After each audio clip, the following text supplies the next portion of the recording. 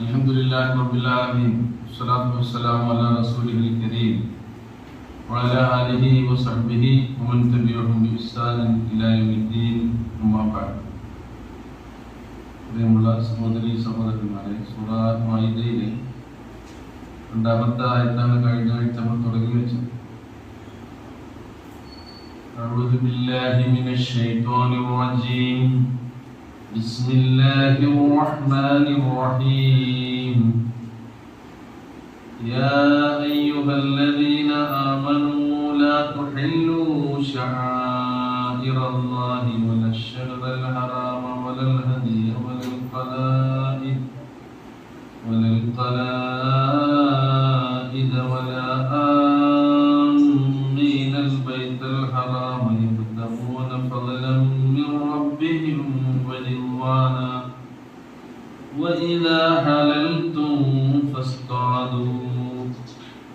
وإذا حللتم, നിങ്ങൾ ഇഹ്റാമിൽ നിന്ന് വിരമിച്ചാൽ, നിങ്ങൾ തഹല്ലുലായി കഴിഞ്ഞാൽ നിങ്ങൾക്ക് എന്ത് ചെയ്യാം? വേട്ടയാടാം. ഫസ്താദു, അപ്പോൾ നിങ്ങൾ വേട്ടയാടിക്കൊള്ളുക. ഇഹ്റാമിലായിരിക്കെ വേട്ടയാടാൻ പാടില്ല. ഇഹ്റാമിന്റെ പരിശുദ്ധി നിങ്ങൾ കാത്തു സൂക്ഷിക്കണം എന്നാണ് അല്ലാഹു സുബ്ഹാനഹു വ തആല ഈ ആയത്തിലൂടെ പറഞ്ഞത്. ഇഹ്റാമിൽ നിന്ന് വിരമിച്ചാൽ ഹറം പരിസരത്ത് തന്നെ എന്ത് ചെയ്യാം? വേട്ടയാടുന്നതിന് വിരോധമില്ല. പിന്നീട് പറയുന്നു, വലാ യജ്രിമന്നകും, നിങ്ങളെ പ്രേരിപ്പിക്കാതിരിക്കട്ടെ. വലാ യജ്രിമന്നകും, എന്ത്? ശനആനു ഖൗമിൻ, ഒരു ജനതയോടുള്ള നിങ്ങളുടെ വിദ്വേഷം. ശനആൻ എന്ന് പറഞ്ഞാൽ അമർഷം, വിദ്വേഷം എന്നൊക്കെ. അപ്പൊ ഒരു ജനതയോടുള്ള നിങ്ങളുടെ വിദ്വേഷമോ അമർഷമോ നിങ്ങളെ പ്രേരിപ്പിക്കാതിരിക്കട്ടെ. എന്തിനു പ്രേരിപ്പിക്കാതിരിക്കട്ടെ?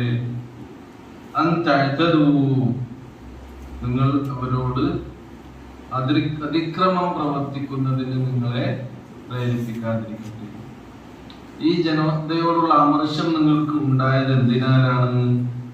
അൻസദ്ദൂകും അനിൽ മസ്ജിദിൽ ഹറാം, മസ്ജിദിൽ ഹറാമിൽ നിന്ന് നിങ്ങളെ തടഞ്ഞു എന്നതിന്റെ പേരിലാണ് നിങ്ങൾക്ക് അവരോട് അമർഷവും വിദ്വേഷവും ഒക്കെ ഉണ്ടായിട്ടുള്ളത്. അപ്പൊ നിങ്ങൾ ഉമ്മ നിർവഹിക്കാൻ പോയി. ആ സന്ദർഭത്തിൽ അവർ എന്ത് ചെയ്തു? നിങ്ങൾ നിർവഹിക്കാൻ പാടില്ല എന്ന് പറഞ്ഞ് തടഞ്ഞു. അങ്ങനെ റസൂൽ കരീം സല്ലല്ലാഹു അലൈഹി വസല്ലം അവിടുന്ന് അന്നം മടങ്ങി പോരാണല്ലോ ഉണ്ടായത്. അതിനോടനുബന്ധിച്ചാണ് പിന്നെ സന്ധിയും കാര്യങ്ങളൊക്കെ ഉണ്ടായിരുന്നത്. അതുകൊണ്ട് തന്നെ സ്വാഭാവികമായും വിശ്വാസികൾക്ക് അവരോട് ആ കാര്യത്തിൽ അമർഷവും അതേപോലെ തന്നെ വിദ്വേഷവും ഒക്കെ ഉണ്ടാകാനിടയുണ്ട്. മാത്രമല്ല റസൂലുള്ളാഹി സ്വല്ലല്ലാഹു അലൈഹി വസല്ലം ആ സന്ദർഭത്തിൽ അവിടെ ഹുദൈബിയയിൽ തന്നെ നിന്നിരുന്ന അവസരത്തിൽ ഒരു സംഘം മുശ്രിക്കുകളായ ആളുകൾ തന്നെ ഹറമിലേക്ക് പോയപ്പോൾ സഹാബത്ത് പറഞ്ഞു, റസൂലെ, ഞങ്ങൾ അവരെയും തടയും. ഞങ്ങളെ തടഞ്ഞില്ല, അതുകൊണ്ട് എന്ത് ചെയ്യും? അവരെയും നമ്മൾ തടയും. അപ്പോൾ റസൂല് പറഞ്ഞു, അങ്ങനെ നിങ്ങൾ തടയാൻ പാടില്ല. അതാണ് വലാ ആമീനൽ ബൈത്തൽ ഹറാം എന്ന് പറഞ്ഞത്. ഈ വിശുദ്ധ ഭവനത്തിനെ ലക്ഷ്യമാക്കിക്കൊണ്ട് പോകുന്ന തീർത്ഥാടകരെയും നിങ്ങൾ എന്ത് ചെയ്യാൻ പാടില്ല? അവരെ തടയാൻ പാടില്ല. അതേപോലെ തന്നെ ആ പവിത്രതയെ നിങ്ങൾ അനാദരിക്കാൻ പാടില്ല എന്നൊക്കെയാണ് ഈ ആയത്തിന്റെ സാരം. അതാണ് വലാ യജ്രിമന്നകും ശനആനു ഖൗമിൻ അൻ സദ്ദൂകും അനിൽ മസ്ജിദിൽ ഹറാം, മസ്ജിദുൽ ഹറാമിൽ നിന്ന് നിങ്ങളെ തടഞ്ഞു എന്നതിന്റെ പേരിൽ ആ ജനതയോട് നിങ്ങളുടെ മനസ്സിൽ തോന്നിയിട്ടുള്ള അമർഷവും വിദ്വേഷവും എന്തിനു നിങ്ങളെ പ്രേരിപ്പിക്കാൻ പാടില്ല. അൻ തഅ്തദൂ, അവരോട് അതിക്രമം പ്രവർത്തിക്കുന്നതിന് നിങ്ങളെ പ്രേരിപ്പിക്കാൻ പാടില്ല. ഇപ്പോ നീതി പാലിക്കുക എന്നുള്ളത് ഏതവസ്ഥയിലും ഒരു വിശ്വാസിയെ സംബന്ധിച്ചിടത്തോളം നിർബന്ധമായ ഒരു കാര്യമാകുന്നു എന്നാണ് ഈ ആയത്തിലൂടെ നമുക്ക് മനസ്സിലാക്കാൻ കഴിയുന്നത്. അൽ അദ്ലു വാജിബുൻ ഫീ കുല്ലി ഹാൽ, ഏതവസ്ഥയിലും നമുക്ക് എന്താണ്? നീതി പാലിക്കാൻ കഴിയണം എന്നതാണ്. റസൂൽ കരീം സ്വല്ലല്ലാഹു അലൈഹി വസല്ലം ഒരിക്കൽ സഹാബത്തിനോട് പറയുകയുണ്ടായി, ഉൻസുർ അഖാക ളാലിമൻ ഔ മദ്ലൂമൻ. ഉൻസുർ അഖാക, നിന്റെ സഹോദരനെ നീ സഹായിക്കണം, ളാലിമൻ അവൻ അക്രമിയാകുന്ന അവസ്ഥയിലും ഔ മദ്ലൂമൻ അവൻ മർദ്ദിതനാകുന്ന അവസ്ഥയിലും. അക്രമിക്കുകയാണെങ്കിൽ അവനെ സഹായിക്കണം, ആക്രമിക്കപ്പെടുകയാണെങ്കിൽ അവൻ മർദ്ദിതനാകുകയാണെങ്കിലും നീ സഹായിക്കണം. അപ്പൊ സഹാബത്ത് ചോദിച്ചു, ഖാലു യാ റസൂലല്ലാഹ്, അല്ലാഹുവിന്റെ റസൂലേ, ആദാന അൻസുറുഹു മദ്ലൂമൻ, ഒരു വ്യക്തി അയാൾ മർദ്ദിതനായിരിക്കെ ഞങ്ങൾക്ക് അയാളെ സഹായിക്കാം. ഫകൈഫ നൻസുറുഹു ളാലിമ, അവൻ ളാലിമാകുമ്പോൾ അക്രമിയാകുമ്പോൾ എങ്ങനെ ഞങ്ങൾ അവരെ സഹായിക്കാം? റസൂൽ പറഞ്ഞെന്താണെന്നോ, അവൻ ചെയ്യുന്ന അതിക്രമത്തിന് അവന്റെ കൈ പിടിച്ചുകൊണ്ട് അവനെ നീ സഹായിക്കും. അപ്പൊ അതിക്രമത്തിൽ നിന്ന് അക്രമികളെ പിന്തിരിപ്പിക്കുക, അവരെ തടയുക, അവരെ കൈ പിടിച്ച് അവരെ നിങ്ങൾ സഹായിക്കുക. അക്രമികളെ ഒരിക്കലും നമ്മൾ പ്രോത്സാഹിപ്പിക്കുകയോ അതിന് പിന്തുണ കൊടുക്കുകയോ അതിന്റെ കൂടെ നിൽക്കുകയോ അല്ല വേണ്ടത്. അവരെ കൈപിടിക്കുക, അവരെ തടയുക, അവരെ അതിൽ നിന്ന് പിന്തിരിപ്പിക്കുക എന്നതാണ് ഒരു വിശ്വാസി എടുക്കേണ്ട നിലപാടെന്നാണ് പ്രവാചകൻ തിരുമേനി സ്വല്ലല്ലാഹു അലൈഹി വസല്ലം ഇതിലൂടെ നമുക്ക് പഠിപ്പിച്ചത്. അപ്പൊ നീതിബോധം എല്ലാ സന്ദർഭത്തിലും ഉണ്ടാകണമെന്നാണ്. അപ്പൊ ജനങ്ങൾക്കിടയിൽ ഇടപഴകി ജീവിക്കുന്ന ഒരു വിശ്വാസിയെയാണ് അള്ളാഹു ഏറ്റവും കൂടുതൽ ഇഷ്ടപ്പെടുന്നത് എന്ന് പ്രവാചകൻ തിരുമേനി സ്വല്ലല്ലാഹു അലൈഹി വസല്ലം പറയുന്നുണ്ട്. അൽ മുഅ്മിനു അല്ലദീ യുഖാലിത്തുൻ നാസ ഫയസ്ബിറു അലാ അദാഹു ഖൈറുൻ മിനൽ മുഅ്മിനി അല്ലദീ ലാ യുഖാലിത്തുൻ നാസ വലാ യസ്ബിറു അലാ അദാഹു. മുഖാലഫത്ത് എന്ന് പറഞ്ഞാൽ ജനങ്ങളുമായി സമ്പർക്കം പുലർത്തുക, ജനങ്ങളുമായി ഇടപഴകി ജീവിക്കുക. എന്റെ കാര്യം, എന്റെ കുടുംബം, എന്റെ പ്രശ്നം, ഞാനും എന്റെ ഏർപ്പാടും എന്ന നിലക്ക് പോകുന്ന ഒരവസ്ഥയല്ല ആർക്കുണ്ടാകേണ്ടത്? ഒരു വിശ്വാസിക്ക് ഉണ്ടാകേണ്ടത്. നമ്മളോടൊപ്പം, നമ്മുടെ കുടുംബത്തോടൊപ്പം, നമ്മുടെ സമൂഹത്തിന്റെ കാര്യങ്ങൾ കൂടി നമ്മൾ എന്ത് ചെയ്യണം? ശ്രദ്ധിക്കണം. നമ്മുടെ അയൽവക്കക്കാരുടെ കാര്യം, നമ്മുടെ മഹലിന്റെ കാര്യം, നമ്മുടെ പൊതു ആവശ്യങ്ങൾ, പൊതു പ്രശ്നങ്ങൾ, അതിലൊക്കെ ഇടപെട്ട് കഴിയുന്നവനാകണം ഒരു വിശ്വാസം. എങ്ങനെയാണ് അല്ലാഹ് അങ്ങനെയുള്ളവരെ അല്ലാഹ് ഇഷ്ടപ്പെടുന്നത്? അൽ മുഅ്മിനു അല്ലദീ യുഖാലിത്തുൻ നാസ്. എന്നിട്ടോ ജനങ്ങളുമായി ഇടപഴകുമ്പോൾ അതിൻ്റെതായ തിക്താനുഭവങ്ങൾ അവർക്ക് ഉണ്ടാകും. അപ്പൊ എന്ത് ചെയ്യണം? ഫയസ്ബിറു അലാ അദാഹു, അവരിൽ നിന്ന് ഉണ്ടാകുന്ന പ്രയാസങ്ങളെ, ക്ലേശങ്ങളെ ഒക്കെ നിങ്ങൾ സഹിക്കണം. സുഖം ഉണ്ടാവില്ല. ഉണ്ടാകുമോ? പൊതുപ്രവർത്തനമൊത്ത സുഖം ഏർപ്പാടാകുമോ? ഇല്ല. ആക്ഷേപങ്ങൾ ഉണ്ടാവും, അധിക്ഷേപങ്ങൾ ഉണ്ടാവും, അല്ലെങ്കിൽ കുറ്റം കുറവും കണ്ടെത്തുന്ന ആൾക്കാരുണ്ടാകും, ഒരുപാട് പ്രശ്നങ്ങൾ ഉണ്ടാകും. ആ സന്ദർഭത്തിൽ നിങ്ങൾ എന്ത് ചെയ്യണം? ക്ഷമിക്കണം. അവനാകുന്നു ഖൈർ, ഉത്തമൻ. ആരേക്കാൾ? മിനൽ മുഅ്മിൻ അല്ലദീ ലാ യുഖാലിത്തുൻ നാസ വലാ യസ്ബിറു അലാ അദാഹു. ജനങ്ങളോട് ഇടപഴകാനോ അവരുടെ പ്രശ്നങ്ങളിൽ എന്തെങ്കിലുമൊക്കെ ചെയ്തു കൊടുക്കാനോ അങ്ങനെ സാമൂഹ്യ പ്രവർത്തനത്തിനൊന്നും ഇറങ്ങാതെ സ്വന്തം കാര്യം നോക്കി നിൽക്കുക. അവനേക്കാൾ അതാക്ക് ഇഷ്ടാകയാണ് ഈ ആളെയാണ്. ആ സന്ദർഭത്തിലും എന്ത് ചെയ്യണം? നമ്മൾ നീതി പാലിക്കണം എന്നാണ് റസൂൽ കരീം സ്വല്ലല്ലാഹു അലൈഹി വസല്ലം പറഞ്ഞത്. കാരണം ഏതെങ്കിലും ഒരു കാര്യത്തിന് ഒരു പ്രേരണ, ഏതെങ്കിലും ഒരു പുണ്യത്തിന് ഒരു സപ്പോർട്ട്, ഏതെങ്കിലും നന്മ നിറഞ്ഞ ഒരു പ്രവർത്തനത്തിന് നമ്മുടെ ഒരു കൈത്താങ്, ഒരു സഹായം നമുക്ക് ചെയ്തു കൊടുക്കാൻ കഴിഞ്ഞാൽ അത് മുഖേനയുണ്ടാകുന്ന എല്ലാ പുണ്യങ്ങളും, അതിന്റെ തുടരൊലികളായി ഉണ്ടാകുന്ന എല്ലാ സുഹൃതങ്ങളുടെയും പുണ്യങ്ങൾ ആർക്ക് ലഭിച്ചുകൊണ്ടിരിക്കും? ചിലപ്പോൾ നമ്മൾ ഫോൺ വിളിച്ചാൽ മതിയോ? നമ്മുടെ പകരം ശുപാർശ ചെയ്താൽ മതിയോ? അത് ചെയ്തു കൊടുക്കണം കേട്ടോ. അത്യാവശ്യമായിട്ട് നമ്മൾ ചെയ്യേണ്ട ഒരു കാര്യം തന്നെ. അയാളെ സഹായിക്കണം കേട്ടോ. ആ കുട്ടിക്ക് ഒരു ജോലി ഉണ്ടാക്കി കൊടുത്ത ഒരു കുടുംബം രക്ഷപ്പെടും. ഇതിനൊക്കെ ചെയ്തു കൊടുക്കാൻ കഴിയുന്ന ആൾക്കാരില്ലേ? ഒരു നാട്ടിലൊരു പള്ളിന്റെ ആവശ്യം അത് നമ്മൾ ഉണ്ടാക്കി കൊടുക്കുന്നത് തന്നെയാണ്. എല്ലാവരും കൂടിയിട്ട് എന്ത് ചെയ്യണം? ഒരു പള്ളി ഉണ്ടാക്കി കൊടുക്കണം. ഒറ്റക്ക് കഴിയുന്നവരുണ്ടെങ്കിൽ എന്ത് ചെയ്യാം? ഒറ്റക്ക് ഉണ്ടാക്കി കൊടുക്കണം. ഇതിന് കഴിയുന്ന എത്രയോ സ്ത്രീകളും പുരുഷന്മാരും അവരിങ്ങനെ പള്ളി ഉണ്ടാക്കി കൊടുക്കുന്നുണ്ട്.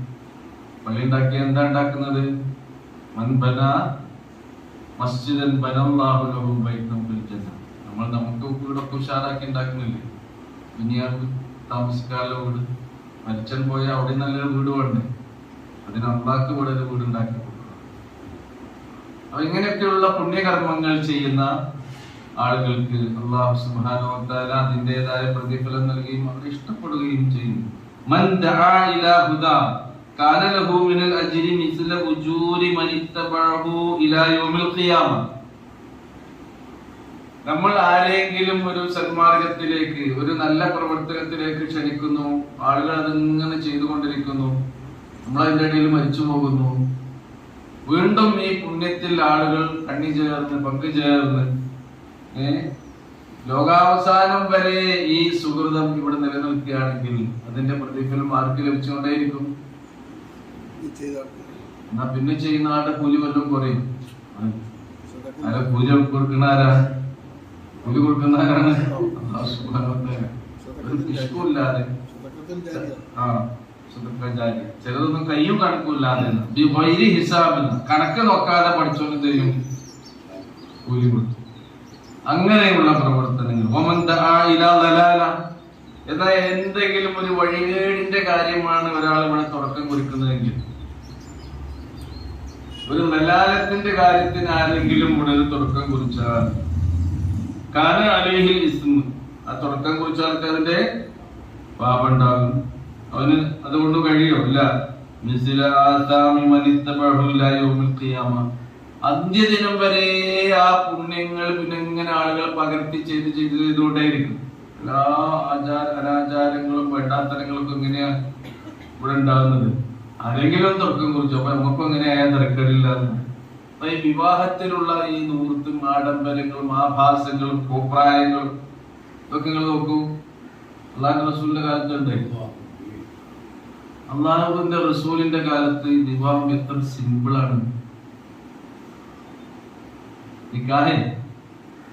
നിക്കാഹാണെന്ത്? വിവാഹം വളരെ സിമ്പിളാണ്. ഏതായാലും വധൂവരന്മാര് വേണം, അല്ലാതെ ഇപ്പൊ നിക്കാഹ് കിട്ടും അല്ലേ? വലിയ എന്തായാലും വേണം. ഇതിലെന്ത് വേണം? മഹർ വേണം. ഇത് നടക്കുന്ന സന്ദർഭത്തിൽ 2 സാക്ഷികളും. എന്നാണ് ശരിക്കും വിവാഹമായി. പിന്നെ എങ്ങനെ വിവാഹം നടക്കുന്നുണ്ട് എന്ന് അയലിനോ നിക്കാഹ്, നിക്കാഹിനെ നിങ്ങൾ പരസ്യപ്പെടുത്തണം, സ്വകാര്യാക്കരുത്. ഇന്നാളുടെ മോനും ഇന്നാളുടെ മോളും തമ്മിലുള്ള വിവാഹം നടന്നിട്ടോ, നടക്കുന്നുണ്ട്, നടക്കുന്നുണ്ട്, ആ വിവാഹം നടക്കുന്നുണ്ട്, നിങ്ങൾ എന്ത് ചെയ്യണം? ആൾക്കാരെ അറിയിക്കണം. പിന്നെ അതിലുള്ള സുന്നത്ത് എന്താണെന്നോ, എല്ലാരും കൂട്ടിയിട്ട് നിങ്ങൾ എന്ത് ചെയ്യാ, നിങ്ങൾക്ക് ഇഷ്ടപ്പെട്ട ആളുകളൊക്കെ വിളിച്ചു വരുത്തി വലിയ വിവാഹ സദ്യ നിങ്ങൾ ഇന്ന ആളെ തന്നെ വിളിക്കണം. അയാൾ വിളിച്ചിട്ടില്ലെങ്കിൽ വിവാഹം നിക്കാഹ് ഗ്രാൻഡ് ആകൂല എന്നൊന്നും കരുതേണ്ടായില്ല. നിക്കാഹ് തങ്ങളെ ആയിക്കോട്ടെ, എന്നാലേ ഒരു ബർക്കത്ത് ഉണ്ടാക്കണം. കുത്തുമ്പ മനുഷ്യയാക്കാം എന്നൊക്കെ പറയുന്ന പരിപാടിയില്ല. തങ്ങള് കഴിച്ച നിക്കാഹാണ് എന്നൊക്കെ പറഞ്ഞിട്ട്, ഏതായാലും അള്ളാഹു റസൂലിനെക്കാട്ടിലും വലിയ തങ്ങളില്ലല്ലോ. കണ്ടോ? അതിന്റെ അതും പ്രവാചക ശൃംഖലയിലെ ആൺകുട്ടികളല്ല റസൂലിന്, പെൺകുട്ടികളുടെ പെൺമക്കളുടെ ആ പരമ്പരയിൽ വരുന്നതായിട്ടാണ് ഈ തങ്ങന്മാര് എന്ന് പറയുന്ന അവകാശപ്പെടുന്ന ആൾക്കാർ അല്ലേ? റസൂലിന്റെ അത്ര വലിയ തങ്ങള് ഏതായാലും റസൂലിനെ ഏറ്റവും കൂടുതൽ സ്നേഹിച്ചിരുന്ന സഹാബത്ത്, അവരിൽ പ്രമുഖനായ ഒരാളായിരുന്നു അബ്ദുറഹ്മാൻ ഇബ്നു ഔഫ് റളിയല്ലാഹു അൻഹു. അദ്ദേഹത്തിന്റെ നിക്കാഹ് കഴിഞ്ഞ വിവരം തന്നെ എപ്പോഴാണ് അറിയുന്നതെന്നോ? പിറ്റേന്ന് പള്ളിക്ക് സുബഹിക്ക് വന്നു. കാരണം എന്താ? അവര് കല്യാണം നിക്കാഹൊക്കെ ആകുമ്പോ പുതിയ പെർഫ്യൂമൊക്കെ ഉപയോഗിക്കും, അത്രേ സുഗന്ധമൊക്കെ. സാധാരണഗതിയിൽ അദ്ദേഹം ഉപയോഗിക്കാത്ത ഒരു പുതിയ പെർഫ്യൂം ഉപയോഗിച്ചു കണ്ടപ്പോ അബ്ദുറഹ്മാൻ, എന്താ നിങ്ങൾ പുതിയ സുഗന്ധമൊക്കെ ഉപയോഗിച്ചിട്ടുണ്ടല്ലോ, എന്താ വിശേഷം വല്ലതും ഉണ്ടോ? ഇന്നലെ എന്റെ നിക്കാഹ് നബിയെ, ഏത് തങ്ങൾ അറിഞ്ഞിട്ടില്ല? റസൂൽ കരീം സല്ലല്ലാഹു അലൈഹി വസല്ലമയെ പോലും ക്ഷണിക്കാത്ത വിവാഹങ്ങൾ. അപ്പൊ അതിന് പരാതി ഉണ്ടോ നബിക്ക്? ഇന്നൊരു കല്യാണത്തിന് വിളിച്ചു കേട്ടോ, എന്നിട്ട് എന്ത് ചെയ്യാൻ? എന്നിട്ട് വരുമ്പോ അങ്ങോട്ട് തിരിഞ്ഞു കിടക്കാം. എന്തേ കല്യാണത്തിന് വിളിച്ചിട്ട്? ഓന്റെ മകളെ കല്യാണത്തിന് ഇന്നെ ഏതായാലും വിളിക്കണ്ടേ, ഞാൻ ഓനും എങ്ങനെയാ? അബ്ദുറഹ്മാൻ ഇബ്നു ഔഫ് റളിയല്ലാഹു അൻഹു റസൂലും എങ്ങനെയാ? അത് ആലോചിച്ചാൽ മതി. എന്നിട്ട് ഇതിനെ പണങ്ങി നടക്കായി. ഇത് മനുഷ്യന്മാർക്ക് ഏത് കിട്ടിയാൽ മതി. ബന്ധങ്ങൾ വിച്ഛേദിക്കാനും ഇതേപോലെയുള്ള പിണക്കങ്ങൾക്കും ഇസ്ലാം എന്താണെന്ന് മനസ്സിലാക്കുന്നത് കൊണ്ട് സംഭവിക്കുന്ന കാര്യങ്ങളാണ് ഇതൊക്കെ. ഇസ്ലാം വളരെ സിമ്പിളാണ് എന്ന കാര്യം എന്ത് ചെയ്യാൻ നമ്മൾ മനസ്സിലാക്കും. അപ്പൊ ഓരോരുത്തർ ഇങ്ങനെ തുടങ്ങി വെക്കും. പുതിയ എണ്ണിനെ ഇപ്പൊ കൊണ്ടുവന്നത് മറ്റൊരു സാധനം ഇങ്ങനെ നാലിങ്ങനെ അത് ആരോ ഒരു നിലത്ത് തുടങ്ങി കേട്ടോ.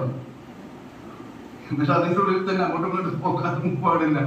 എന്തൊക്കെ ബുദ്ധിമുട്ടുകളും കോപ്രായങ്ങളാണ് ഈ സമൂഹം കാട്ടിക്കൂട്ടുന്നത്. എന്നാ വേറെ ഏതെങ്കിലും മതസ്ഥരുടെ വിവാഹങ്ങൾക്ക് നിങ്ങൾ പോയിട്ടില്ലേ? അവരെത്ര സിമ്പിൾ ആയിട്ടാണ് ടൈം ഇത്ര പങ്ക്ച്വൽ ആയിട്ടാണ് അവരൊക്കെ നടത്തുന്നത്. അവർക്ക് മുഹൂർത്തമുണ്ട് അല്ലേ? 9:20 മുഹൂർത്തം. 9:20 നടന്നത്. നമ്മള് 10:30 നിക്കാറുണ്ട്. ഏതായാലും പുതിയാപ്പള 11:30 നമ്മള് പോകുന്നത് 12. നമുക്ക് നമ്മളെ കാര്യത്തിലൊരു വിശ്വാസം എവിടുന്നാണ്? ഏറ്റവും കൂടുതൽ സമയനിഷ്ഠ പാലിക്കാൻ പരിശീലിപ്പിക്കപ്പെടുന്ന ഒരു വിഭാഗത്തിനാണ് ഈ കാര്യങ്ങളൊക്കെ ഉണ്ടാകുന്നത്. ഇങ്ങനെ ഒരുപാട് നിലത്തുകളൊന്നും ഉണ്ടായിക്കൊണ്ടിരിക്കും. അവന്റെ മോളുടെ വിവാഹത്തിന് അതുണ്ട്. എന്റെ മോളുടെ വിവാഹത്തിന് ഉണ്ടാക്കാൻ പറ്റുമോ? ഇല്ല. ഇത് തുടങ്ങനെ ഓരോന്നും ഇങ്ങനെ തന്നെയാണ് തുടങ്ങുന്നത്. പൈസക്ക് കുറച്ച് കമ്മിയുണ്ട്. ലോൺ എടുത്താലും വേണ്ടിയില്ല. ആ കൊട ഏതായാലും കടം വാങ്ങിയിട്ട് നിക്കാഹ് കഴിച്ചിട്ട് കടക്കാരനായിരുന്നിട്ട് പഠിച്ചവനോട് പറയാ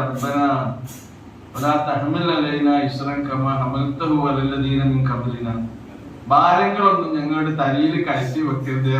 ആരാ കയറ്റി വെച്ചത്? സ്വന്തം ഇതുപോലെയുള്ള ഭാരങ്ങൾ കയറ്റി വെച്ചിട്ട് പിന്നെ അള്ളാന്റെ നേരെ കൈനീട്ടി ദ്വാരത്തിട്ട് വല്ല കാര്യമുണ്ട്. അപ്പൊ നമ്മൾ തീരുമാനിക്കാം. എന്റെ മകളുടെ കല്യാണത്തിന്, എന്റെ മകന്റെ കല്യാണത്തിന് ഇത്തരം കാര്യങ്ങളൊന്നും ഉണ്ടാവില്ല. മറ്റുള്ളവരോട് എന്ത് ചെയ്യേണ്ട? നിങ്ങൾ വിദ്വേഷത്തിന് പോകട്ടെ. അപ്പൊ ഇങ്ങനെ ആരെങ്കിലും ഒന്ന് തുടങ്ങി വെച്ചാൽ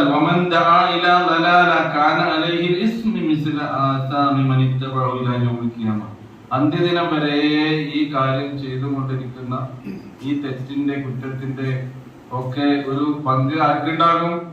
അത് തുടങ്ങി വെച്ചാൽ അല്ലാഹു സുബ്ഹാനഹു വ തആല നമ്മെയും നമ്മുടെ ഉമ്മത്തിനെയും കാത്തുരക്ഷിക്കുമാറാകട്ടെ. അപ്പോൾ നമുക്ക് വലായ ജിരിമന്നക്കും ശനാഅൻ ഖൗമിൻ അൻ സദ്ദൂകും അനിൽ മസ്ജിദിൽ ഹറാമി അൻ തഅതദു. ഒരാളുടെ ഒരു ജനവിഭാഗത്തോടുള്ള അമർഷമോ വിദ്വേഷമോ ഒരിക്കലും അവരോട് അതിക്രമം കാണിക്കാൻ നമ്മളെ പ്രേരിപ്പിക്കരുത്. നമ്മൾ അവരെ എന്ത് ചെയ്യണം? നീതിയോടുകൂടി തന്നെ അവരോട് പെരുമാറണം. റസൂലുള്ളാഹി ഒരിക്കൽ പറയുകയുണ്ടായി, ഉദ്വാൻ എന്നൊക്കെ പറഞ്ഞാൽ എന്താണെന്നോ? തജാവുസു ഹുദൂദുശ് ശർഇ വൽ ഉർഫി ഫിൽ മുആമല എന്ന. മനുഷ്യൻ അന്യോന്യം ഇടപഴകുന്നിടത്ത് അവർ പാലിച്ചു പോന്ന നന്മയുടെ മാർഗവും ശർഇന്റെ പരിധികളും വിട്ടുകടക്കുന്നതിനാണ് എന്താ പറയാ ഇഅ്തിദാ എന്ന് പറയുന്നത്. അതന്നെയാണ് ഉദ്വാനും വരുന്നത്. നോക്കൂ, വതആവനു അലൽ ബിർ, പുണ്യത്തിൽ നിങ്ങൾ പരസ്പരം സഹകരിക്കുക. എല്ലാ മനുഷ്യന്മാരും ഒരാൾ നന്മ ചെയ്യുന്നുണ്ടെന്ന് വിചാരിക്കണം. അപ്പൊ നമ്മളെ പെട്ട ആളല്ല, എന്നാലും എന്ത് ചെയ്യണം? അതിന് നമ്മൾ എന്ത് ചെയ്യണം? സഹായിക്കണം. നല്ലൊരു കാര്യം. ഇവിടെ റോഡ് നന്നാക്കണം. ഇവിടെ ഇങ്ങനെ കുണ്ടും കുഴി വല്ലാതെ ഇത് നന്നാക്കേണ്ട സർക്കാരാ? സർക്കാർ. കോർപ്പറേഷന്റെ പണിയുള്ളത് അവൻ ചെയ്യുന്നില്ല, കോർപ്പറേഷൻ നന്നാക്കുന്നില്ല. ഇപ്പൊ ഇവിടെ ചെറുപ്പക്കാരൊക്കെ പറയണം, അവിടെ ഒരു ബൈക്ക്, ഒരു സ്ത്രീ പിന്നെ ആ ബൈക്കിൽ പിന്നെ വെട്ടേടെ വീണ് പരിക്കായി.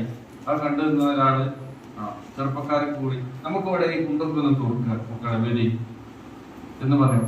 ഒരാൾ ഒരുപെട്ട നിങ്ങൾ എന്ത് ചെയ്യണം? നിങ്ങൾ എന്ത് ചെയ്യാൻ പോണ്? ഈ വാർഡിലെ മെമ്പർ ആരാ? കോർപ്പറേഷൻ ആരാ? നന്നാക്കിക്കോട്ടെ. എവിടെയെങ്കിലും കുണ്ടോ വീഴുണ്ടെങ്കിൽ നന്നാക്കിക്കോട്ടെ. എഴുതുമ്പോൾ കാത്തിക്കണ്ട. ഉണ്ടായി നമ്മുടെ മുമ്പ് തന്നെയല്ലേ ആളെ വീണ നമ്മൾ കാണുന്നുണ്ട്. ഇങ്ങനെ ഓരോരോ സംഗതികൾ. ഒരു നന്മ ഒരാൾ ചെയ്യുന്നുണ്ടെങ്കിൽ നിങ്ങൾ എന്ത് ചെയ്യേണ്ടതില്ല?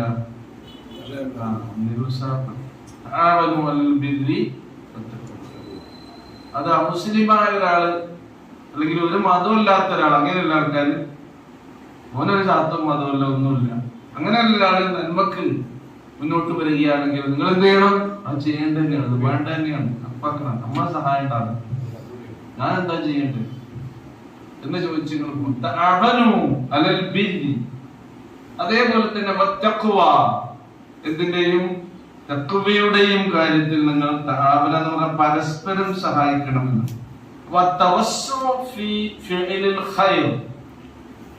നന്മ നിറഞ്ഞ പ്രവർത്തനത്തിലൊക്കെ ഒരു വിശാല ഹൃദയം നമുക്ക് എല്ലാവർക്കും ഉണ്ടാകേണ്ടതുണ്ട് എന്നാണ്. തഖ്വ എന്ന് പറഞ്ഞാൽ നമുക്കറിയാലോ, അള്ളാഹുവിന്റെ മത നിയമങ്ങളെ നടപ്പിലാക്കലാണ്.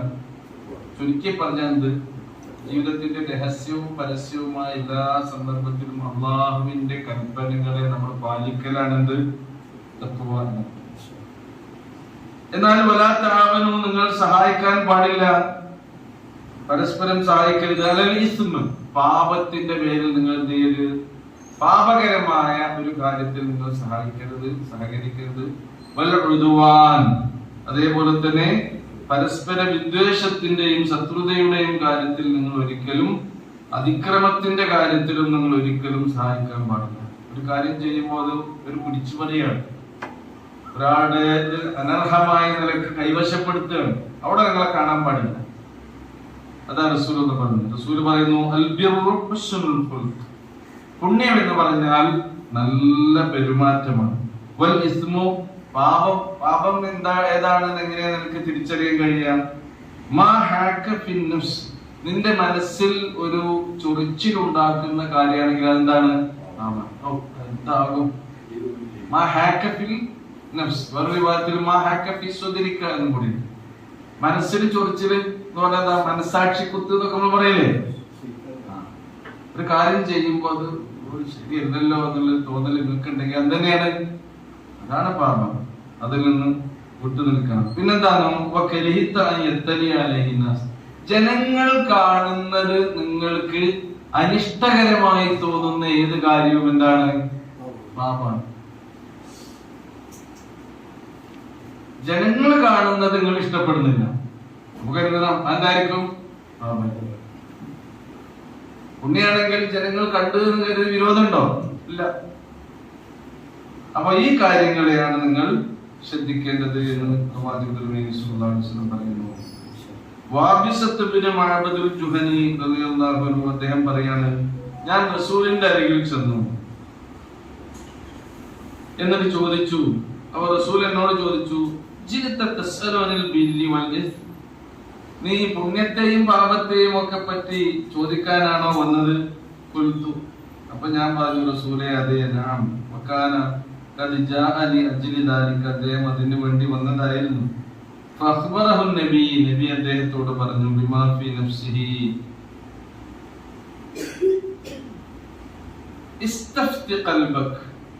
നീ നിന്റെ മനസ്സിനോട് തന്നെ മതവിധി തേടിക്കൊള്ളുക. ഈ കാര്യത്തിലല്ല കേട്ടോ, നിന്റെ മനസ്സിനോട് തന്നെ നീ മതവിധി തേടിക്കൊള്ളുക. അൽ ബിർറു മത്മഅന്നത് ഇലൈഹി നഫ്സു വത്മഅന്ന ഇലൈഹിൽ ഖൽബു, നിങ്ങളുടെ ഹൃദയം ഏതൊന്നിലേക്കാണോ ശാന്തമാകുന്നത്, അതേപോലെ തന്നെ നിങ്ങളുടെ മനസ്സ് ഏതൊന്നിലാണോ സമാധാനം അടയുന്നത്, അതെന്തായിരിക്കും? പുണ്യമായിരിക്കും.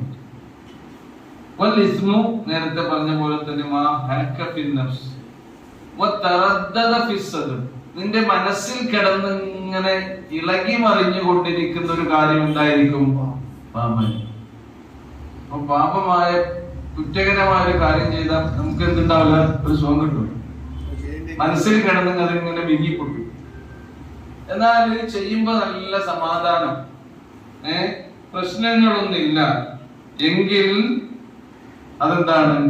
അത് പുണ്യമാണ്, അത് പുണ്യകരമായ ബിർറ് അതാണ് എന്നാണ് പ്രവാചകൻ നബി സല്ലല്ലാഹു അലൈഹി വസല്ലം പറയുന്നത്.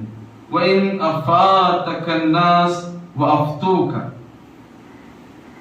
വഇൻ അഫ്താക الناس വഅഫ്തൂക, ജനങ്ങൾ നിനക്ക് അതിനെ കുറിച്ച് ഒരു വിധി തരികയാണെങ്കിലും നീ അവരോട് അതിനെ കുറിച്ച് വിധി അന്വേഷിക്കുകയാണെങ്കിലും ഇതിനെക്കുറിച്ച് നൽകാനുള്ള മറുപടി ഇതാണ് എന്നാണ് റസൂലുള്ളാഹി സ്വല്ലല്ലാഹു അലൈഹി വസല്ലം പറഞ്ഞത്. അതുകൊണ്ട് വിശ്വാസികളെ, വത്തഖുല്ലാഹ, ഇന്നല്ലാഹ ശദീദുൽ ഇഖാബ്, നിശ്ചയമായും നിങ്ങൾ അല്ലാഹുവിനെ സൂക്ഷിക്കുവിൻ, അല്ലാഹു കഠിനമായി ശിക്ഷിക്കുന്നവനാകുന്നു. അപ്പൊ ഈ ആയത്തിൽ, രണ്ടാമത്തെ ഈ ആയത്തിൽ ഒരുപാട് കാര്യങ്ങളാ പറഞ്ഞത്. ധാരാളം അധ്യാപനങ്ങൾ അല്ലാഹു സുബ്ഹാനഹു വ തആല നമ്മുടെ മുമ്പിൽ അവതരിപ്പിക്കുകയാണ്.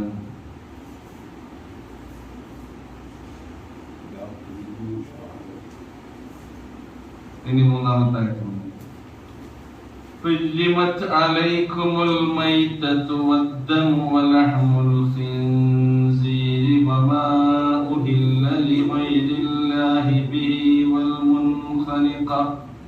والمنخنقة والموقوذة والمتردية والنتيحة وما أكل السبع إلا ما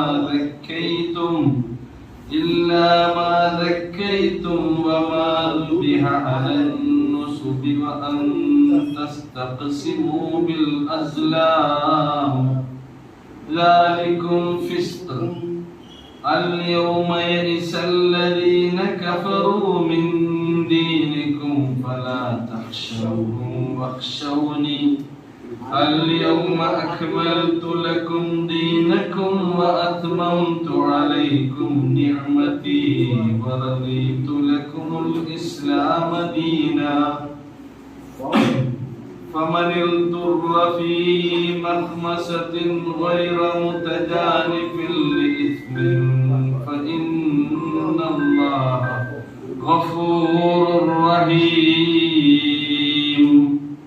حرمت عليكم, നിങ്ങളുടെ മേൽ ഹറാമാക്കപ്പെട്ടിരിക്കുന്നു. സൂറത്തുൽ നിസായിൽ വിവാഹബന്ധം നിഷിദ്ധമാക്കപ്പെട്ട ആളുകളെ എണ്ണി പറഞ്ഞെടുത്ത് ഇതേ പ്രയോഗം പഠിച്ചുന്നത് അല്ലേ? حرمت عليكم أمهاتكم وبناتكم وأخواتكم وعماتكم وخالاتكم എന്ന് പറഞ്ഞുകൊണ്ട് അവരൊന്നും നിങ്ങൾ വിവാഹം കഴിക്കാൻ പാടില്ല. ആദ്യം ആരെ എണ്ണിയത്? ആദ്യം എണ്ണിയത് ഉമ്മമാരെ വിവാഹം കഴിക്കാൻ പാടില്ല. ഉമ്മാനൊക്കെ കല്യാണം കഴിക്കുക അല്ലെങ്കിലൊന്നും. അപ്പോഴാണ് എനിക്ക് തോന്നുന്നത് ആ ആയത്തെടുക്കുന്നതിന്റെ 2-3 ദിവസം പേപ്പറിൽ വന്നിട്ടുണ്ട്, ഒരു വല്യമ്മാരെ ഒരു ചങ്ങായി കല്യാണം കഴിച്ചിരുന്നില്ല പെട്ടിക്കോളത്ത്. ഉമ്മാരെ മാത്രല്ല, ആരെയാണ്? വല്യമ്മാന്. കാലത്തിന്റെ പോക്ക് ഇങ്ങനെയാണ്. അല്ലാഹു സുബ്ഹാനഹു വ തആലക്ക് മനുഷ്യരെ കുറിച്ച് ശരിക്കും അറിയാലോ. അവർക്ക് ആവശ്യമായ നിയമങ്ങൾ ലോകാവസാനം വരെ എന്തൊക്കെ വേണമെന്ന് നമ്മളെക്കാൾ കൂടുതൽ അറിയുന്നവൻ ആരാണ്? അല്ലാഹു സുബ്ഹാനഹു വ തആല. ഓരോ നിയമങ്ങൾ വന്നിരുന്നു.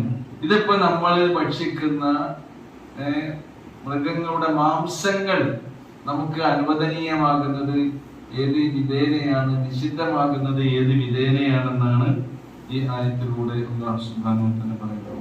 ഹുർരിമത് അലൈക്കും, നിങ്ങളുടെ മേൽ ഹറാമാക്കപ്പെട്ടിരിക്കുന്നു, നിഷിദ്ധമാക്കപ്പെട്ടിരിക്കുന്നു. ഏത്?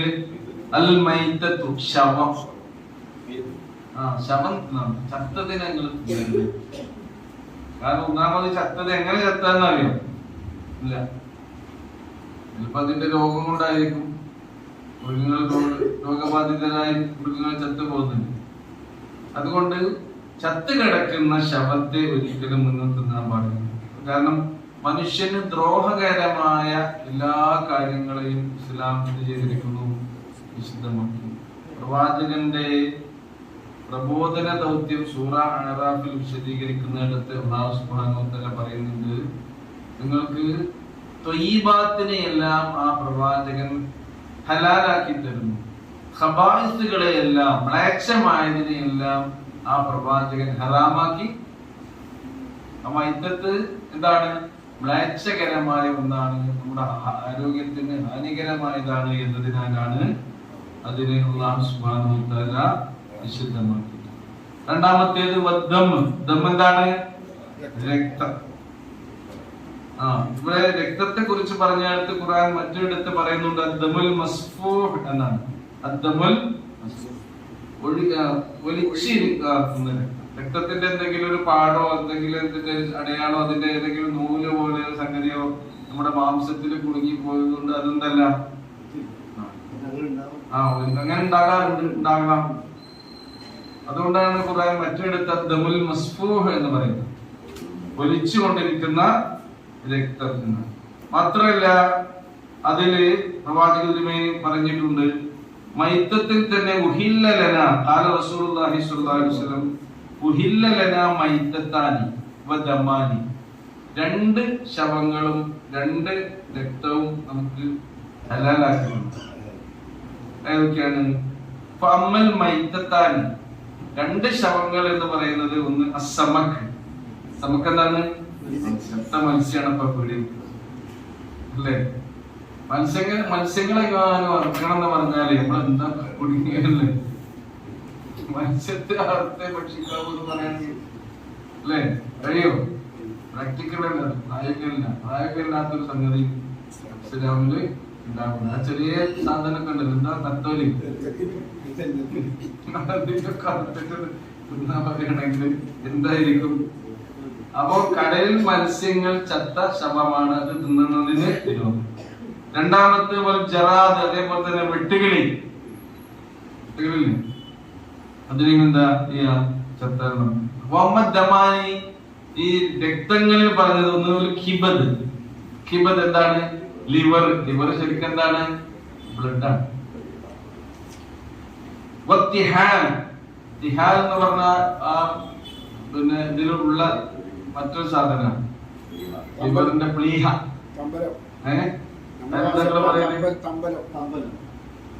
പിന്നെ ആ കരളിന്റെ കൂടെ തന്നെയുള്ള മറ്റൊരു സാധനം ഉണ്ടല്ലോ, അതല്ലല്ലോ കനം കുറഞ്ഞ സംഗതി പ്ലീഹ, അത് നമ്മൾ ലെൻസാണ് ശരി അല്ലെ? തിഹാൽ എന്ന് പറഞ്ഞാൽ എന്താണ്? ഓരോ മൃഗങ്ങള് ഈ തിരെ കനം കുറഞ്ഞിട്ടുള്ള പഞ്ഞി പോലുള്ള സാധനം അല്ലേ? എന്തെങ്കിലും പറയുന്നത് ഓരോ പ്രദേശത്തിനനുസരിച്ച് പ്രാദേശികമായ ഭാഷാ ഭേദങ്ങൾ ഈ ഓരോ വസ്തുക്കൾക്ക് ഉണ്ടാകും. അപ്പൊ ഇതൊക്കെ അനുവദിച്ചിട്ടുണ്ട് എന്ന് റസൂലുള്ളാഹി സ്വല്ലല്ലാഹു അലൈഹി വസല്ലം പറയുന്നു. അപ്പൊ മൈദത്ത് ദമ്. പിന്നെ ലഹമുൽ ഖിൻസീർ, എന്താണ്? പന്നി മാംസം. ലഹമുൽ ഖിൻസീർ, പന്നി മാംസം നിഷിദ്ധമാക്കിയിരിക്കുന്നു. കാരണം പന്നി ഏറ്റവും വൃത്തികെട്ട സംഗതിയാണ് എന്ത് ചെയ്യുക? തിന്നുക. അതേപോലെ തന്നെ പന്നിമാംസം അള്ളാഹ് ഹറാമാക്കിയിട്ടുണ്ടെങ്കിൽ അത് ഹറാമന്യം. കാരണം എന്താ? മനുഷ്യ ശരീരത്തിന്, അവന്റെ ആരോഗ്യത്തിന് ഗുണപ്രദമായ ഒന്നും അതിലുണ്ടാവുകയില്ലെന്ന് മാത്രമല്ല, ദ്രോഹകരമായ ഹാനികരമായ കാര്യങ്ങളാണ് മാംസത്തിൽ ഉള്ളത്. പുറത്തു പോയിട്ട് മാംസം ഭക്ഷിക്കുമ്പോൾ നമ്മൾ എന്ത് ചെയ്യാം? ഒന്ന് സൂക്ഷ്മത പാലിക്കുക എന്നുള്ളതാണ് അതിന്റെ കാര്യം. പുറത്തുനിന്ന് പോയിട്ട് അറിയാതെ ചെയ്യുന്ന ഒന്നിനും എന്തില്ല, അറിവില്ലായ്മ, മറവി, ഈ കാര്യങ്ങൾക്കൊക്കെ നമുക്ക് എന്താണ് ഇളവും വിട്ടുവീഴ്ചയും നൽകണം. എന്നാൽ മാംസ പദാർത്ഥങ്ങളൊക്കെ തിന്നുമ്പോൾ നമ്മൾ ഈ വിഷയത്തിൽ എന്ത് ചെയ്യണം? ഒന്ന് സൂക്ഷ്മത പാലിക്കുന്നത് നല്ലതാണ്. പുറത്തു പോയി അതിന്റെ കൊഴുപ്പും കാര്യങ്ങളൊക്കെ യൂസ് ചെയ്യുന്ന പിന്നെ പല സാധനങ്ങളും ഉണ്ട്. ഫുഡ് ഐറ്റംസിൽ തന്നെ പന്നിന്റെ കൊഴുപ്പുള്ളതെന്നുണ്ട്.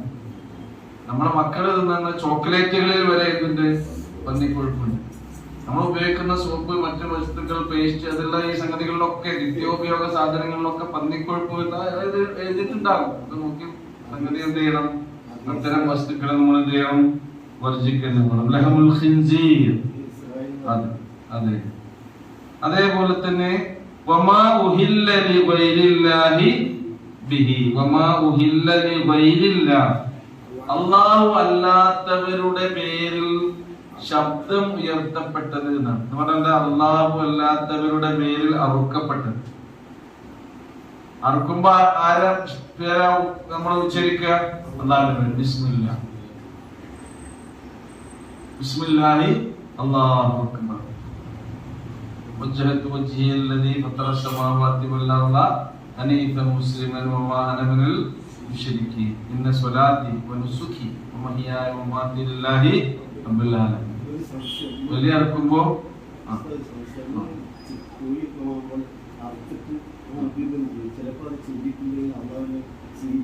അപ്പൊ അങ്ങനെ സംശയമുള്ള കാര്യങ്ങൾ നമ്മൾ ഭക്ഷിക്കുമ്പോ ബിസ്മില്ലാ മറക്കാതിരിക്കുക. ബിസ്മി എന്ത് ചെയ്യാ? നമ്മള് ഭക്ഷിക്കുക എന്നില്ല. എന്നാലും തിരക്കിലൊക്കെ പൊരിച്ചൊക്കെ കാണുമ്പോൾ മറവി വരും. അത് തിരിഞ്ഞതിന് മുമ്പ് എന്തെങ്കിലും ഓർത്താൽ നമ്മൾ എന്ത് ചെയ്യാ? ബിസ്മില്ലാഹി ഫീ അവ്വലിഹി വആഖിരിഹി അല്ലെങ്കിൽ ബിസ്മില്ലാഹി അവ്വലഹു വആഖിറഹു രണ്ട് രീതിയിലും വന്നിട്ടുണ്ട്. ഭക്ഷണം കഴിക്കുന്നതിന്റെ ഇടയിൽ എന്തെങ്കിലും ഇവിടെ ബിസ്മി നമുക്ക് ഇങ്ങനെ ഒരു സംഗതി വേറൊരു കാര്യത്തിലും പഠിച്ചാൻ പറഞ്ഞിട്ടുണ്ട്. അഥവാ ബിസ്മി ചൊല്ലാൻ മറന്നെന്ന് വിചാരിക്കും. നല്ല കാര്യങ്ങൾ ചെയ്യുമ്പോഴൊക്കെ നമ്മൾ എന്ത് ചെയ്യണം? ബിസ്മി ചൊല്ലണ്ടേ? പിന്നെ ഓർമ്മയാവുമ്പോ ബിസ്മില്ലാഹി ഫീ അവ്വലിഹി വേറെ ഏതെങ്കിലും കാര്യത്തിൽ പറഞ്ഞിട്ടുണ്ടോ? ഇല്ല. ഇത് തിന്നുന്ന കാര്യം, പ്രത്യേകിച്ച് ഈ മാംസത്തിന്റെ കാര്യത്തിലൊക്കെ എന്ത് ചെയ്യണം? അതാണ് ഓർത്ത് തിന്നോടേന്ന്. അതേപോലെ തന്നെ ഭക്ഷണം കഴിച്ചു കഴിഞ്ഞാൽ അള്ളാനെ ഹംദ് ചെയ്യാൻ എന്ത് ചെയ്യരുത്? അൽഹംദുലില്ലാഹി അൽദീ അത്അമനാ വസഖാനാ വജഅലനാ മിനൽ മുസ്ലിമീൻ അൽഹംദുലില്ലാഹി അൽദീ അത്അമനി ഹാദ അത്അമ വസഖാനീഹി ബിഗൈരി ഹൗലിൻ മിന്നി വലാ ഖുവ. നമ്മുടെ ഒരു കഴിവും ശക്തിയും കൊണ്ടല്ല ഈ എന്റെ തീന്മേശക്ക് മുമ്പിൽ ഈ ഭക്ഷണ വിഭവങ്ങളൊക്കെ എത്തിയിട്ടുള്ളത്. ആണോ? നമ്മൾ തിന്നുന്ന ചോറ് ചിലപ്പോ ഏതെങ്കിലും പഞ്ചാബിലോ യുപിയിലോ അവിടെ ഇവിടെയൊക്കെയുള്ള കർഷകർ കൃഷി ചെയ്തായിരിക്കും. നമ്മളെ ഫ്രൂട്ട്സ് ഒക്കെ എവിടെയായിരിക്കും? ഈജിപ്തിലോ വേറെ ഏതെങ്കിലും രാജ്യങ്ങളും ഉണ്ടായതാണ് നമ്മുടെ മുമ്പിൽ. നമ്മളെ കൈകൊണ്ടോ അത് എടുത്തിയത്? ആരെ എത്തിച്ചെന്ന്? അൽഹംദുലില്ലാഹ് എന്ന് പറഞ്ഞോളെ കൂട്ടരാണ്. മനുഷ്യൻ എന്ത് ചെയ്യുന്നു? നമ്മളെ ഷാക്കിർ, നന്ദിയുള്ളവൻ എന്ന ഗണത്തിൽ അല്ലാഹു ഉൾപ്പെടുത്തണമെങ്കിൽ എന്തുമാത്രം ചെയ്താൽ മതി? അതിന്റെ പ്രാഥമികമായി എന്ത് ചെയ്താൽ മതി? ഭക്ഷണം കഴിക്കുമ്പോ അല്ലാഹു ഓർക്കുക. കഴിച്ചു കഴിഞ്ഞാൽ അൽഹംദുലില്ലാഹ്. നൂഹ് നബി അലൈഹി സ്വലാത്തു വസ്സലാമിനെ കുറിച്ച് പറഞ്ഞിട്ടുണ്ട്, ഇന്നഹു കാന അബ്ദൻ ശുകൂറ. നൂഹ് അലൈഹിസ്സലാം അല്ലാഹുവിന് നന്ദിയുള്ള അടിമയായിരുന്നു. അപ്പം അല്ലാഹു അല്ലാത്തവരുടെ പേരിൽ അറുക്കപ്പെട്ടത് തിന്നാൻ പാടില്ല കേട്ടോ. ആണ്ട് നിറച്ചപ്പോ നമ്മൾ സാധാരണഗതിയിൽ എന്താ ഉണ്ടാക്കല്? ബദരീങ്ങളാണ് അല്ലെ? ഏറ്റവും കൂടുതൽ കേരളത്തിൽ ഇപ്പൊ ഏതാണ്ടിനാ ബലിയാക്കുന്നത്? ബദരീങ്ങളാണ്ടിനാണ്. അപ്പൊ ആർക്കാ നേർച്ചയാക്കുന്നത് ഈ ബലിമൃഗങ്ങളെ? ബദരീങ്ങൾക്ക് നേർച്ച. അതേപോലെ തന്നെ ഓമാനൂർ ശുഹദാക്കൾ, ആ ശുഹദാക്കൾക്ക് വേണ്ടി നേർച്ചയായി ആക്കിയിട്ട് അഴിച്ചുവിടുന്ന ആടുകളുണ്ട്, മൃഗങ്ങൾ. ഇതേപോലെ തന്നെ വേറെ കുറെ ഔലിയാക്കൾക്ക് അവരുടെ പേരിൽ അഴിച്ചുവിടുന്ന ഇതേപോലെ കഴുത്തിൽ ചിലപ്പോൾ ഫീസൊക്കെ ഇട്ടിട്ടുണ്ടാവും. അതിൽ പൈസ ഇട്ട് കൊടുക്കും. എന്താണ്? നേർച്ചാടാണ്. നേർച്ചാടിനെ ഭയങ്കര ആദരവും ബഹുമാനമൊക്കെ. നേർച്ചാടിനെ അവിടെ കയറി തിന്നാം. വെജിറ്റബിൾ സ്റ്റാളിലൊക്കെ നേർച്ചാട് വരികയാണെങ്കിൽ ആ കടക്കാരൻ ഒരു ബഹുമതിയാണ്. മറ്റേ ആൾ ഇങ്ങോട്ട് വരി, ഇങ്ങോട്ട് വരി, ആരെ ആടിനോട് തിന്ന് പോയിക്കോളി, അങ്ങനെയൊക്കെ കാണിക്കുന്നത് കാണാൻ. അള്ളാഹിനെ അടുത്തുനിന്ന് കൊടുത്തും വിട്ടും നടത്താം. അങ്ങനെ അറുക്കപ്പെടുന്ന, നേർച്ചയാക്കപ്പെടുന്ന അപ്പവാണിപ്പം തുടങ്ങിയോടല്ലേ? അപ്പവാണിപ്പം നേർച്ച ഇതൊക്കെ അള്ളാഹു അല്ലാത്തവർക്ക് വേണ്ടിയുള്ള നേർച്ച. നേർച്ച എന്നുള്ളത് ഒരു ഇബാദത്താകുന്നു. അന്നദറു ഇബാദത്തുൻ. ഇബാദത്തിന് അർഹനാരാണ്? അള്ളാഹു ആകുന്നു. നമ്മുടെ കെ ഉമർ മൗലവിനെ ഓർമ്മല്ല?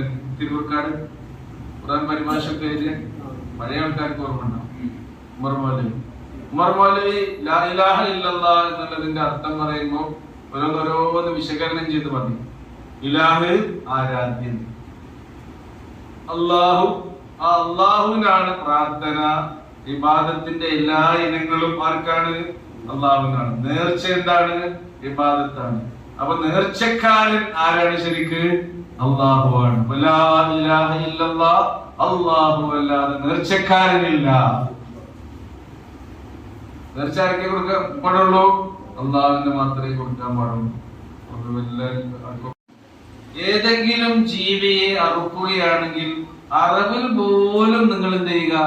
നല്ല രീതിയിൽ അറുക്കുക. കൊല്ലുകയാണെങ്കിൽ, നിങ്ങൾ കൊല്ലുകയാണെങ്കിൽ ഇപ്പൊ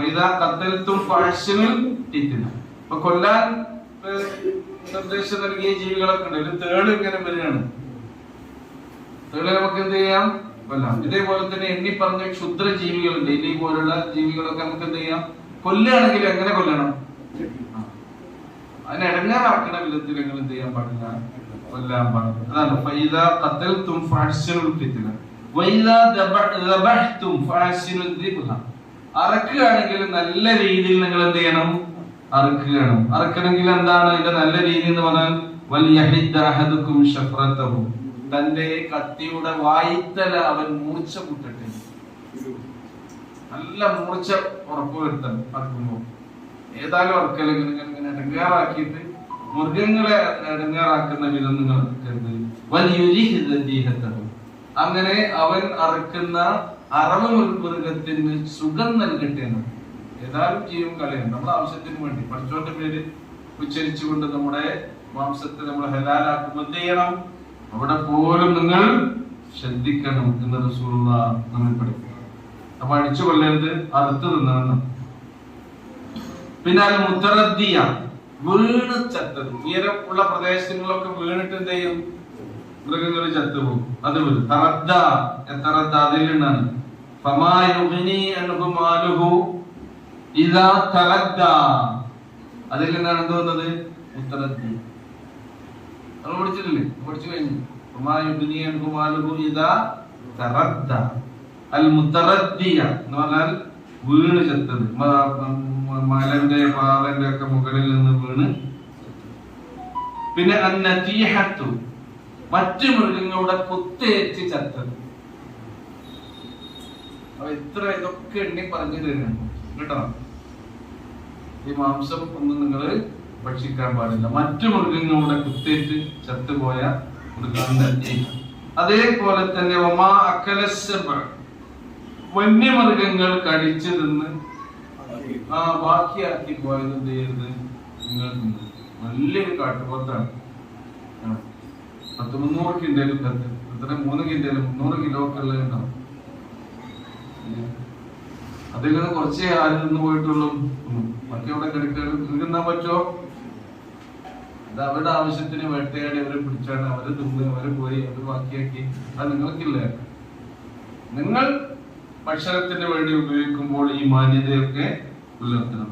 ഇതൊക്കെ പറഞ്ഞുകൊണ്ട് അവസാനം പറയുന്നത് ഇല്ലാമദക്കൈതും, എന്നാൽ ഇവയിൽ നിന്നൊക്കെ നിങ്ങൾക്ക് ജീവനോടെ കിട്ടുകയും അങ്ങനെ നിങ്ങൾ അറുത്ത് പിന്നെ അവരുടെ ജീവൻ കളയുകയും ചെയ്തത് ഒഴികെ.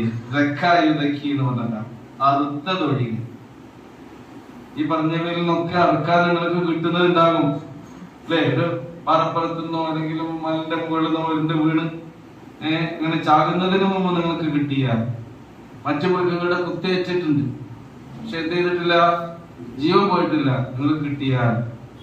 മറ്റു മൃഗങ്ങൾ തിന്നു പോയിട്ടുണ്ട്, അതിന്റെ കാലിന്റെ ഭാഗത്തുനിന്ന് ഒരു കടി കഴിച്ചിട്ടുണ്ട്, അതിങ്ങനെ ജീവനോടെ ഉണ്ട്. എന്ത് ചെയ്യാം? ഇല്ലാമ അവസാനം പറഞ്ഞു, ഇതിൽ നിന്ന് നിങ്ങൾക്ക് അറുക്കാൻ കഴിഞ്ഞത് ഒഴികെ. അറുത്ത് നിങ്ങൾക്ക് അതിനെ ഹലാലാക്കാൻ കഴിഞ്ഞതൊഴികെ മറ്റെല്ലാം നിങ്ങൾക്ക് നിഷിദ്ധമാക്കപ്പെടും. ഇനി ഒന്ന് അല്ലാഹു അല്ലാത്തവരുടെ പേരിൽ അറുക്കപ്പെട്ടതിനെ കുറിച്ച് നമ്മൾ പറഞ്ഞു. വമാ ദുബിഹ അലൻ നുസുബ്, ഈ ബലിക്കല്ലുകളിൽ വെച്ച് അറുക്കപ്പെട്ടതും പ്രതിഷ്ഠകൾക്ക് മുമ്പിൽ, വിഗ്രഹങ്ങൾക്ക് മുമ്പിൽ, ബലിക്കല്ലുകൾക്ക് മുമ്പിൽ ബലിയർപ്പിക്കപ്പെട്ടതും നിങ്ങൾക്ക് നിഷിദ്ധമാക്കപ്പെട്ടിരിക്കുന്നു. അറുക്കപ്പെട്ടത് അലൻ നുസുബ്. നുസുബ് എന്നതിന്റെ ബഹുവചനം അൻസാബ് എന്നാണ്. അസ്ലാം, അൻസാബ്, ഇതൊക്കെ ഖുർആനിൽ നിഷിദ്ധമാക്കിയവരുടെ നിഷിദ്ധമാക്കപ്പെട്ടവയിൽ വിവരിക്കുന്നതാണ്.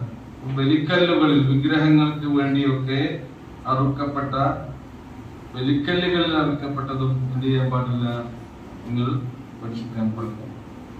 പിന്നെ എന്താണ് നിഷിദ്ധമാക്കിയത്?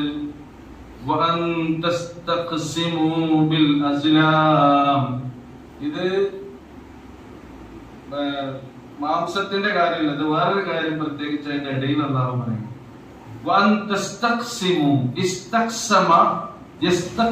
എന്ന് പറഞ്ഞാൽ അമ്പുകൾ ഉപയോഗിച്ച് പ്രശ്നം നോക്കുന്ന ഒരു രീതി ജാഹിലിയ്യ കാലത്ത് ഉണ്ടായിരുന്നു.